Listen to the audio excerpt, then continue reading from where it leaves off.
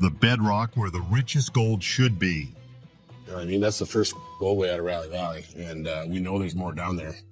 And I've never put that much gold on the table at once. But what they found there was more than just glittering metal. It was a game changer that came with a heavy price. Bedrock Bonanza. You see, the life of a gold miner is a series of massive bets. For Rick Ness, this season was the biggest bet of his life. He set an audacious goal to pull 1,500 ounces of raw gold from the unforgiving Alaskan ground. To put that in perspective, that's over 90 pounds of pure gold worth millions of dollars. It's a target that would make even the most seasoned miners nervous. To get there, he was relying on his colossal wash plant, affectionately named Monster Red, a mechanical titan designed to chew through hundreds of tons of earth an hour.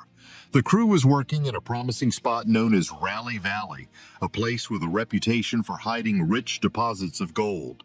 The operator, Bailey Carton, was in the hot seat, meticulously carving away at the pay dirt. The pay dirt is the layer of gravel and soil where gold, being heavy, has settled over millions of years. It's the treasure chest of the natural world. The thing nobody tells you is that finding this layer is only half the battle. In this part of Alaska, the ground is saturated with water just a few feet below the surface. As Bailey dug deeper, the excavation pit began to fill with icy groundwater, turning the entire operation into a muddy, treacherous swamp. Got a lot of water. The water's not gonna stop. No. All the stuff that I'm digging out of this hole right now, it slightly looks like bedrock a little bit. Rick did say there should be at least another 20 feet down. This water wasn't just an inconvenience, it was a ticking time bomb. If the pay dirt became too saturated, it would turn into a thick, unmanageable slurry that Monster Red couldn't process efficiently. Even worse, the rising water threatened to flood the entire cut, making it impossible to dig any further. They were in a desperate race to get the richest dirt out before it was swallowed by the earth itself. Every scoop of the excavator was a victory against the encroaching water, a frantic effort to salvage the treasure that lay just beneath their feet. It was a stressful, high-stakes environment where a single mistake or a machine breakdown could cost them hundreds of thousands of dollars. The pressure was on and the water was rising, creating a tense drama deep in the Alaskan wilderness. That's a problem. I'm gonna go try over on this other side. See, this is open or frozen or what the hell is going on? What many overlooked was that just as things seemed most dire, Bailey hit something hard. It was a sound that changed everything. A simple change in sound could signal the end of their troubles. From mud to metal. Many people are crazy about the idea of striking it rich, but they often miss the subtle clues that lead to a massive discovery. For a miner, the world is read through sound and texture.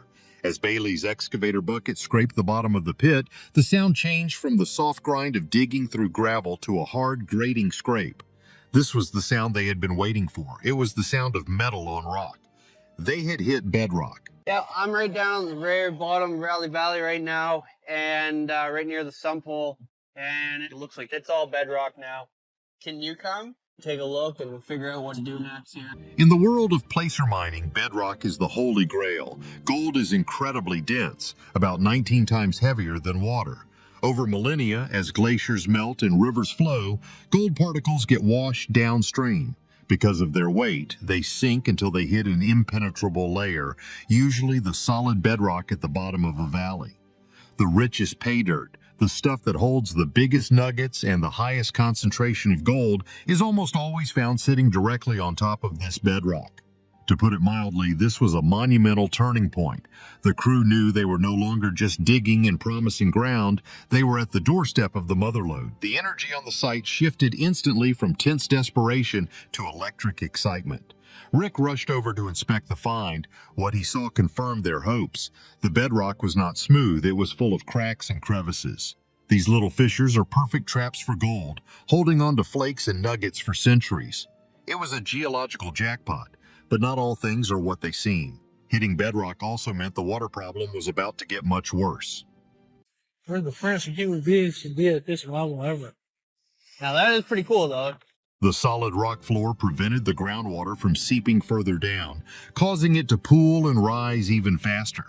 They now had a very small window of opportunity to scoop up this incredibly rich pay dirt before the entire cut was completely flooded.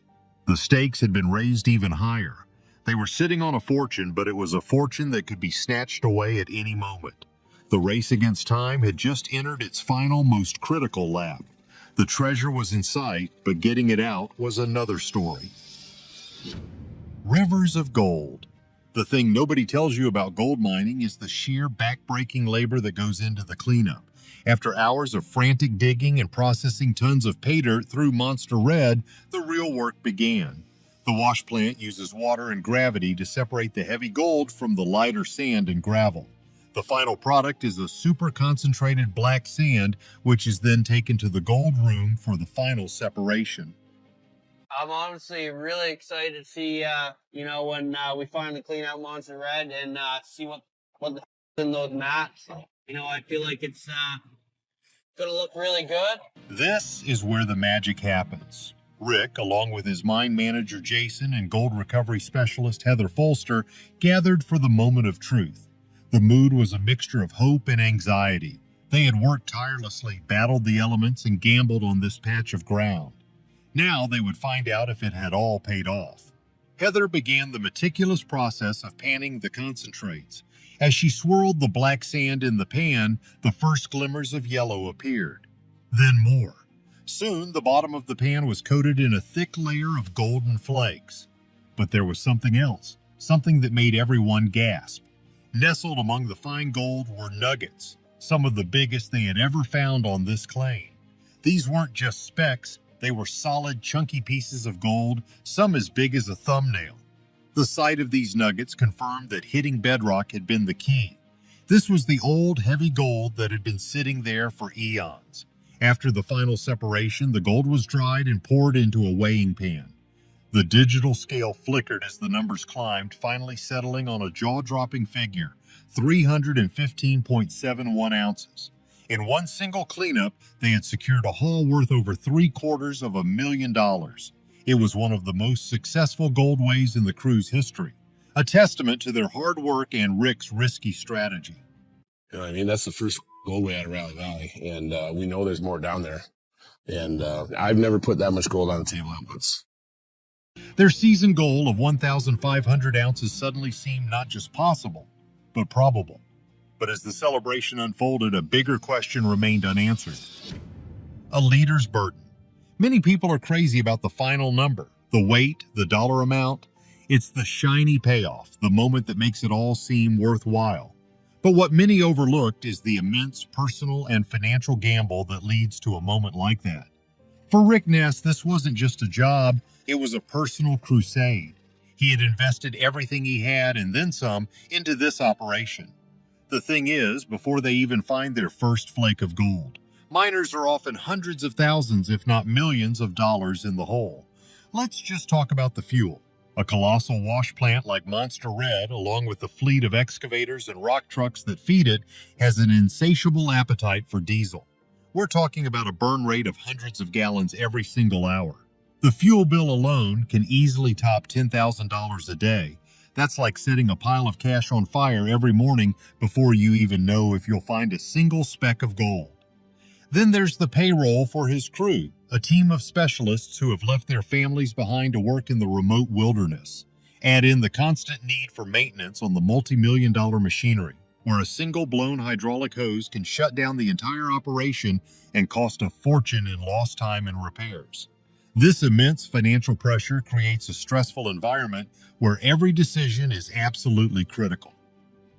I know that there's good gold down there, but until you see it in the box, you're always tentative, you're always nervous. I'm expecting to see good things, but really right now I just want to get my eyes on it. It's going to take a lot of pressure off. A bad call, choosing the wrong patch of ground, or a major mechanical failure doesn't just mean a bad week. It can mean the end of the entire season and financial ruin. You see, this $750,000 haul wasn't just profit. To put it mildly, it was more like a lifeline. A large portion of that money is already spent before it's even counted. It's immediately reinvested back into the operation to cover the massive overheads, paying off fuel debts and ensuring the crew gets paid. It was a huge victory, but it was also just a single battle in a long and incredibly expensive war against nature. This is the reality that is often lost in the excitement of a big gold way. The cameras capture the smiles and the celebration, but they don't always show the sleepless nights that came before it. The thing nobody tells you is the crushing mental toll this takes on a mine boss. Rick is responsible for the livelihoods of his entire crew. Their paychecks, their safety, and their morale all rest on his shoulders. These aren't just employees, they're people who have put their trust in his vision and his ability to find gold. That weight of responsibility is a heavy burden to carry, especially when you're isolated in the middle of nowhere. A successful cleanup like this brings a powerful wave of relief, but it's a temporary one. The pressure resets the very next day. They have to get up and do it all over again, hoping to find another rich pocket of pay dirt.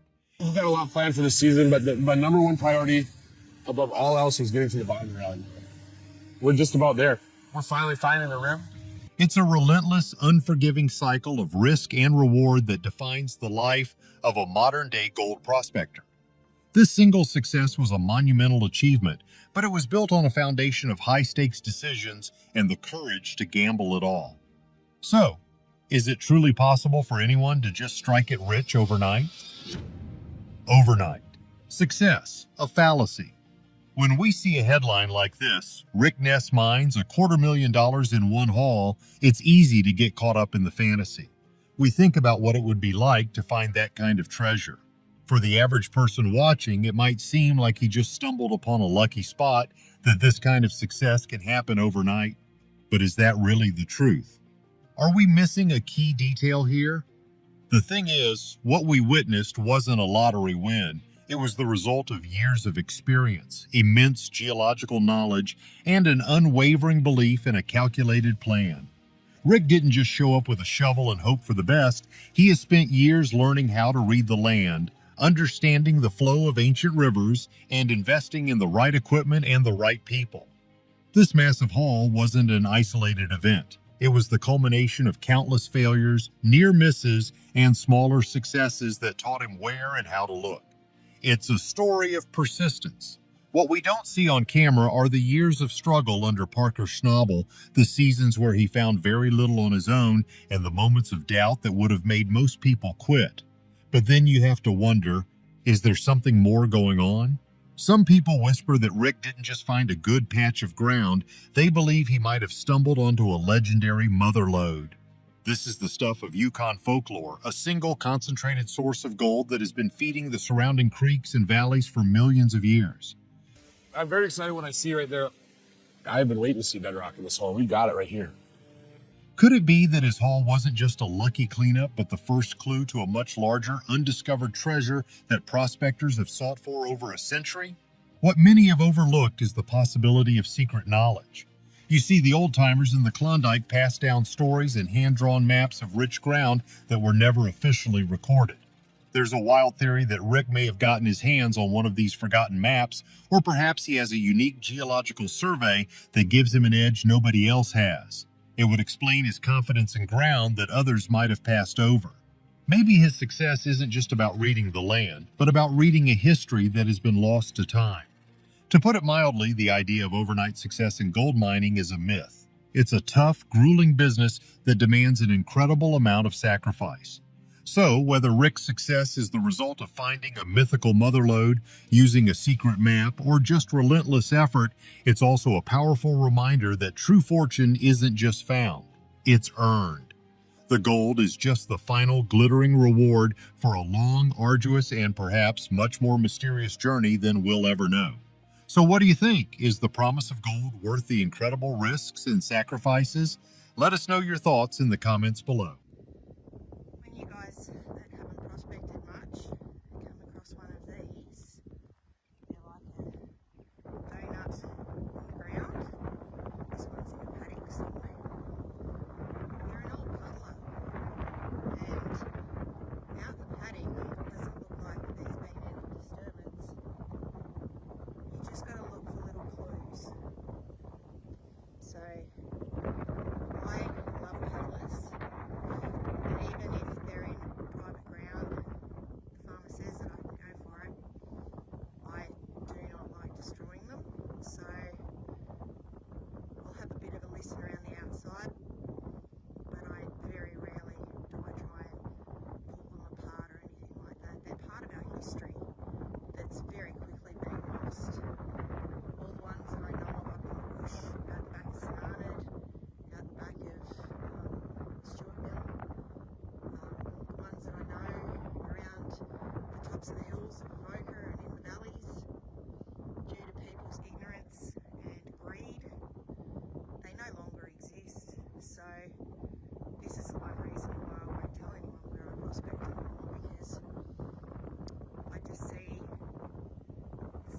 forests being absolutely pulled apart by a minority of